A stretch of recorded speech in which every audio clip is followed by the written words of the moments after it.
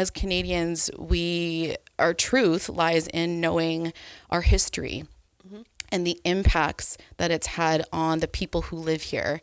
And if we're to be in good relationship with one another, I think it's really important that we know the story of this land and the people that we share it with. Hello, everyone, and welcome to this week's episode of Trinity Talks. I'm so glad that you are here joining me today. And today I'm going to be sitting down with Rochelle, who is a member of our congregation here at Trinity. And we're just going to talk a little bit more about the National Day of Truth and Reconciliation, which is coming up on September the 30th. And we're just going to talk about what does this mean for us as individuals, as Canadians, and especially as a church family that is striving to live and love more like Jesus. And so, Rochelle, welcome to the podcast. Thank you so much, Kylah. I'm very happy to be here. Yeah, we're happy to have you. So maybe, Rochelle, could you just take a moment and introduce yourself, tell us a little bit more about who you are and your background? For sure. So my name's Rochelle. I've been going to Trinity for a couple years now, and a bit about my background. So I am mixed Anishinaabe, which is the traditional name for Ojibwe or Severin Cree. And so my mother is Ojibwe and grew up on a reservation called Muskrat Dam First Nation, which is in Northern Ontario. And her family still lives up there, and so we visit when we can, but it's way up in the north. And my father is Swiss German. Okay. And so his family actually grew up in the Kitchener-Waterloo area. They're settlers that came from Pennsylvania, and before that over from northern Switzerland. So I'm a mix. And yeah, my parents, they have a really cool story about how the two of them met, but that's for another time. But I think what's relevant to say here is that they've really impacted my life, and they've spent the last 30 years working alongside Indigenous communities as counselors, and they work in areas of grief, addiction, trauma, abuse, and they've been walking alongside First Nations communities for a long time. And so seeing the work that they do and the partnership that they have has really impacted me. And I think it's really fostered this desire in me for justice and truth-telling, and to also be someone who helps break down barriers and build bridges between non-Indigenous people and Indigenous people. Mm-hmm. Yeah, that's great. So as I said, September 30th is the National Day for Truth and Reconciliation. And that day in particular is quite new in Canada. But of course, the history and the reasonings behind that day is much, much longer. It comes out of this long history of colonialism and discrimination, and in particular, the history of residential schools. Yeah. And we know that, some Canadians were starting to hear about this a little bit more, starting to uncover some of those stories. But maybe it's not widely known, or maybe there are some folks listening who are just sort of hearing about this for the first time. And so I'm wondering if you can just tell us a little bit more about why we have this National Day for Truth and Reconciliation and why it's important for us to observe it. Absolutely. Yeah, so you're right. September 30th, 2021 was the very first National Day for Truth and Reconciliation, which was a really significant day for all Indigenous people in Canada, because it was Canada taking a national stand to say we honor and we support the First Nations, Métis, and Inuit children who never returned home from residential schools, as well as the survivors of those that went to residential schools and their affected communities and their families. So to speak to the residential school system a little bit, it was implemented by the federal government and run by various church denomination groups. And they basically took young children from the ages 4 to 6, and they were taken forcibly from their homes, separated from their parents, their sibling, their cultures, their community. And it was all in an attempt to assimilate them into civilized culture. And the scope of this is, I think, important to understand, that there were over 130 residential schools that ran in Canada between the years of 1831 and 1996. So not that long ago, the last school closed, and an estimated 150,000 children were sent to these schools. And another thing I think that is really important for people to note who are just beginning to learn this, that the survivors of these schools are still, many of them are still alive, and they're elders in our communities. And many of these elders are my relatives. I have aunts and uncles and family members who were taken to residential school as young children. And you asked, why is it so important for Canadians to observe? And I think as Canadians, our truth lies in knowing our history and the impacts that it's had on the people who live here. And if we're to be in good relationship with one another, I think it's really important that we know the story of this land and the people that we share it with.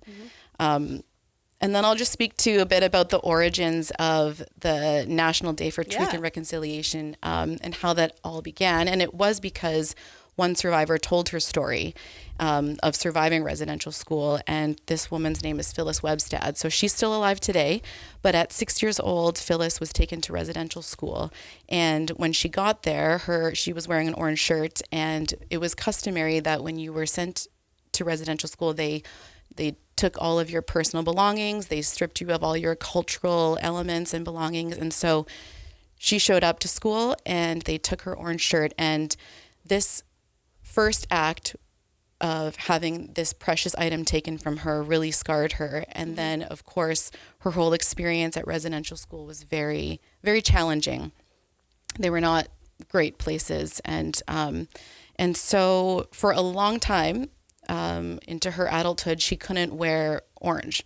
And so for the very first time, Phyllis told her story in 2013. And from there on out, people started to wear orange on September 30th to honor Phyllis's story, but also all the other children who didn't survive, and then the survivors who did come out of it. And so it's honestly a very impactful action. It's very small. It's a small gesture, but the message is so loud and clear. I know for myself, whenever I see people wearing orange on September 30th, it actually is quite emotional, because it's people saying, hey, we care. Like, we know this story and we care, and we know that this has happened in our country. And so it's a really small gesture with a big impact. Yeah, for sure. And so you shared a bit about the history of residential schools and how that was something that was sort of instituted by the Canadian government. But it was also something that was often done in partnership with churches and denominations, including the Anglican Church of Canada, who was involved in running some of these residential schools. So back in 1993, the Anglican Church of Canada actually issued an official apology for their role in the residential school system in Canada. And if any of the listeners are interested in reading that apology or learning more about it, there'll be a link in the description of the video where you can go and see that. But so that happened back in 1993, which is a bit recent, but it can feel far away. And so I guess, what would you say if there are folks who are saying, well, this happened in the past, this happened, it's not happening now. So why does it still matter? Why is this something we still need to talk about? And perhaps in particular, why is this something that still matters for us as followers of Christ? Yeah, absolutely. I think I can start by maybe summarizing some of what colonization has done and why that still is relevant today. Specifically as a direct result of the doctrine of discovery, which is a legal and religious concept that was actually used for centuries to justify Christian colonial conquest. It advanced this idea that European peoples and their culture and their religion were all superior to others, and it provided religious authority for Christians empires to invade and subjugate non-Christian lands. It also allowed them to impose Christianity on these populations and claim their resources. So in the Canadian context, this led to things like the seizure of Indigenous lands, the displacement of Indigenous peoples from their traditional lands, which is where they called home, and it disrupted the entire way of life and culture. And it was led by Christians, by people who claimed God's name over their actions. And so I say all this because I think it's important that as Christians, we understand the weight that this carries for Indigenous people today. Colonization still has very real impacts, even though, it feels like this really long ago thing that happened. It's still affecting Indigenous people today. And so I think as Christians, we also need to let that help us understand the divide that creates for Indigenous people and Christianity.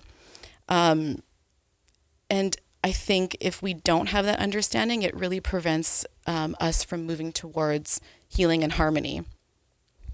Again, as Christians, we know that the foundation of our truth rests in who God says he is, who he says we are, and how we can follow his way.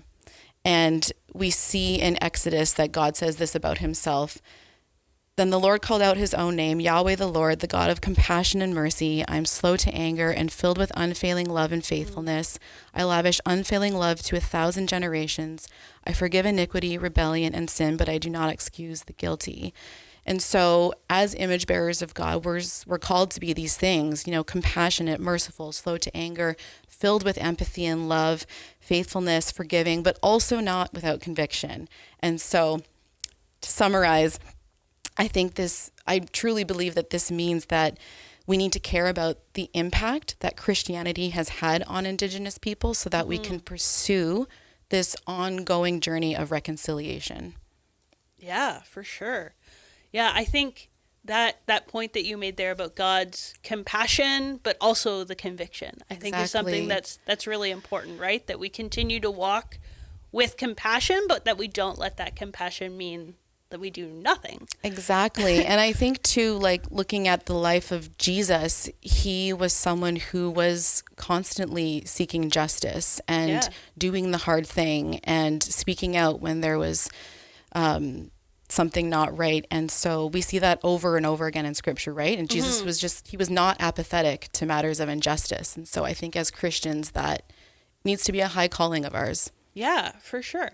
I'm wondering, because you have some experience working with Indigenous communities, if you've seen any examples of churches or of Christian groups that have sort of walked in this way really well, if you have any examples or stories to share. Yeah, absolutely. I think just being almost a fly on the wall with what my parents have been doing for my whole life, really, I've seen not only my dad being a settler, I've seen his consistent commitment to walking with, befriending, learning, listening, and entering into communities, specifically my mom's community, and being part of what's going on there and saying, hey, I don't have the answers. That's not what I'm here to do. I'm here to help and to walk alongside. What can you teach me?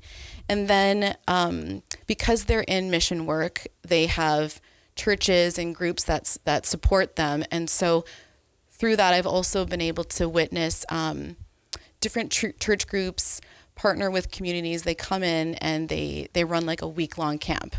And I've also seen other groups come in and do like sports week or like, so there's been Christian groups that come in and then also non-Christian groups that have come in and just say, hey, like we want to partner. We want to walk alongside. How can we help you?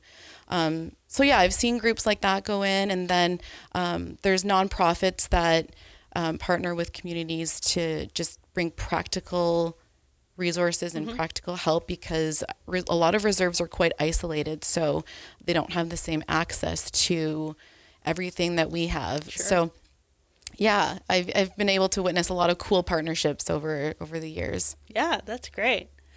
And so as we think about now, perhaps for some folks listening, this is a lot of new information. Maybe for other folks, this is things that they've heard before, but they don't necessarily know, okay, what's our next step? So I'm wondering, what would you recommend? Yeah, I think if you're just starting this journey, it can feel really overwhelming to be like, I don't know what book to read, or I don't even know what to do. Because as soon as you Google there's lots of resources for books and movies and all that stuff. But to kind of narrow it down a little bit, I think specifically around the National Day for Truth and Reconciliation, it has its own organization, and it's called Orange Shirt Day. Sorry, their website is orangeshirtday.org. So you can go there, and they really, truly have like lots of resources for people to click on, videos. And that specifically really looks at understanding the effect of residential schools. So if you want to feel a little more prepared heading into the National Day for Truth and Reconciliation, I would definitely check out their website.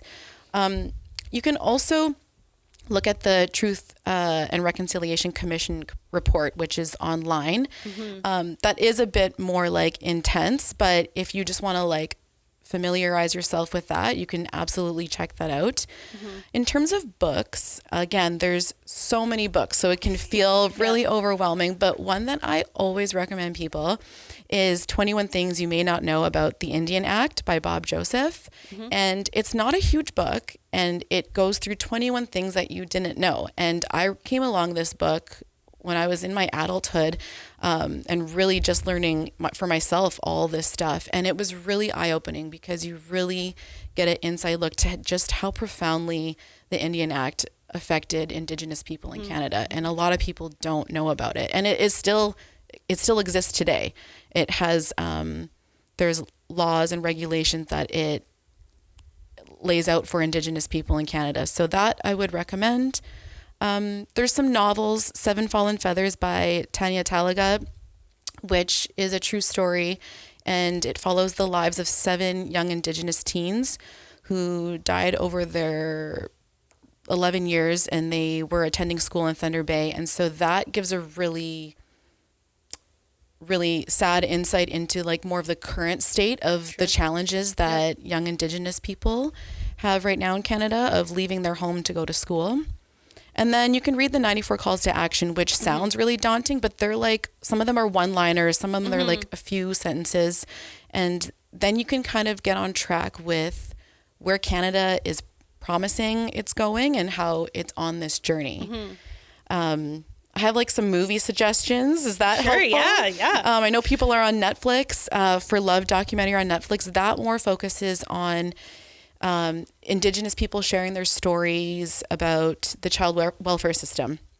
So that will give like a little bit of insight. We Were Children on Amazon Prime. Indian Horse is a book and also a movie. Jordan River Anderson, There's Something in the Water. If you're more into documentaries, you could Google documentaries, and there's like lots of options. So yeah, no, that's a really starting great point. List. Yeah, for sure. And we'll make sure to include that list and some of the links and stuff in the description of the podcast as well, so folks can sort of follow along.